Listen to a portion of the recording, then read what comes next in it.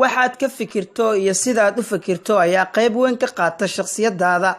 haddaba waa maxay shakhsiyadaadu? shakhsiyaddu waa isku dhafka hanaanka fikir, dareen iyo dhaqan kuwaasoo qofka ka dhigaya mid u eg bulshadiisa uu la nool yahay amase tuu ka soo jeedo asal ahaan.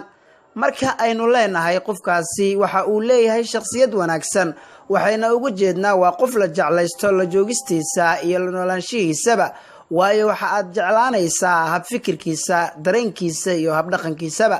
qof kasta waxa uu jecel yahay in la jeclaysto oo la xiiseeyo lana daneeyo, ayna tixgeliyaan dhammaan dadka ku xeeran ee uu la nool yahay.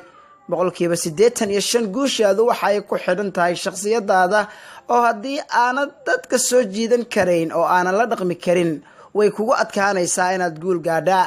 shakhsiyadaadu hadday tahay mid dadka kuu soo dhaweynaysa oo ay jecel yihiin, waxa aad tahay shakhsi ay u fududahay inuu guulaysto. laakiinse haddii ay shakhsiyadaadu ku horseedo in lagaa cararo oo lagu naco, ogow weli